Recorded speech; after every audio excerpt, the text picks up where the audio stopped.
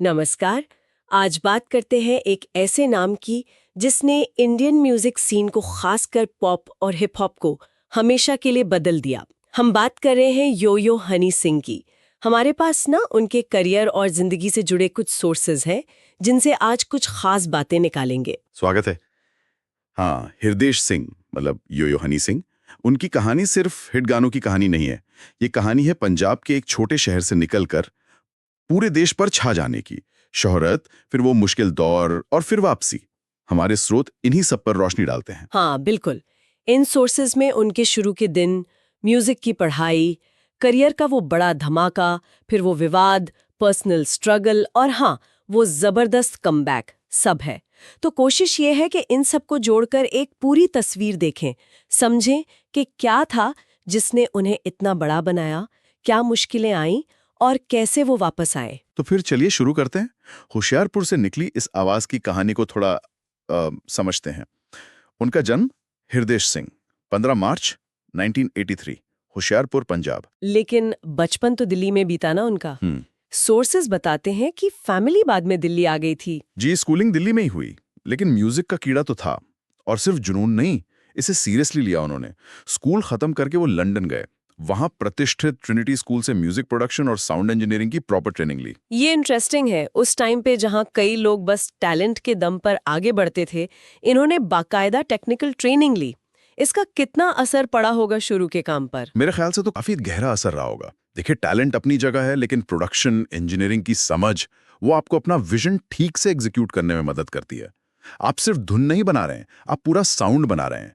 शायद यही वजह है कि उनके शुरू के पंजाबी गानों में भी प्रोडक्शन क्वालिटी काफी अलग और पॉलिश्ड थी उस जमाने के हिसाब से। सही बात है।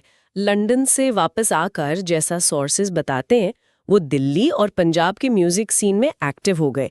डीजे नाइट्स, भांगड़ा म्यूजिक, यहीं से तैयारी चल रही थी। बिल्कुल, ये वो दौर था जब वो लोगों की नब्ज पकड़ रहे थे, समझ रहे थे कि क्लब में क्या चलता है, यूथ को क्या पसंद आ रहा है। ये एक्सपीरियंस बाद में बहुत काम आया। और फिर शुरुआत पर्दे के पीछे से हुई, जैसे कई लोग करते हैं, सेशन आर्टिस्ट, रिकॉर्डिंग आर्टिस्ट। हाँ, लेकिन ज्यादा टाइम नहीं लगा। जल्दी पंजाबी म्यूजिक प्रोड्यूसर के तौर पर नाम बन गया। वो दूसरों के लिए हिट्स बना रहे थे। और फिर आया 2011 का वो गाना जिसने सब कुछ बदल दिया, गिप्पी ग्रेवाल के साथ अंग्रेजी बीट। मुझे याद है वो गाना तो जैसे आग की तरह फैला था। हर कॉलेज फेस्ट, हर शादी, हर गाड़ी में बस वही बज रहा था। कमाल का क्रेज था युवाओं में। अंग्रेजी बीट सिर्फ एक हिट नहीं था, वो एक तरह से लैंडमार्क था। उसने हनी सिंह को पंजाबी इंडस्ट्री में टॉप पर पहुंचाया और साथ ही बॉलीवुड का दरवाजा भी खोल दिया। उसकी बीट्स, उसका वो अर्बन पंजाबी टच और प्रोडक्शन का अंदाज, वो बहुत फ्रेश था उस वक्त। इसने दिखाया कि पंजाबी म्यूजिक भी कूल हो सकता है। और इसी फ्रेशनेस ने बॉलीवुड को खींचा। 2012 में कॉकटेल फिल्म में यही गाना यूज हुआ और हनी सिंह रातों रात नेशनल लेवल पे छा गए। कॉकटेल तो बस शुरुआत थी, उसके बाद तो जैसे हिट्स की लाइन लग गई। ब्राउन रंग, high heels, dope show, blue eyes, देसी कलाकार, एक के बाद एक गाने। और इन गानों का स्टाइल ऐसा क्या था जिसने लोगों को इतना पागल कर दिया? मतलब पंजाबी बीट और रैप का मिक्स तो और भी लोग कर रहे थे, हनी सिंह में क्या अलग था? ये सवाल बहुत जरूरी है। देखिए, उनका स्टाइल सिर्फ पंजाबी बीट और रैप का मिक्स नहीं था। उन्होंने इसमें western hip hop production techniques, EDM के एलिमेंट्स, खासकर वो बेसलाइन और सिंथ, वो सब बहुत स्मार्टली यूज किया। और सबसे बढ़कर उनकी आवाज, वो डिलीवरी, उसमें एक खास स्वैग था, एक एटीट्यूड था जो बहुत अपीलिंग था।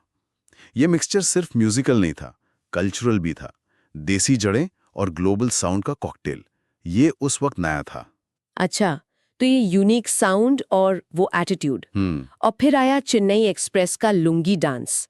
शाहरुख खान और दीपिका पादुकोण पर फिल्माया गया वो गाना, वो तो नेशनल पार्टी एंथम बन गया था।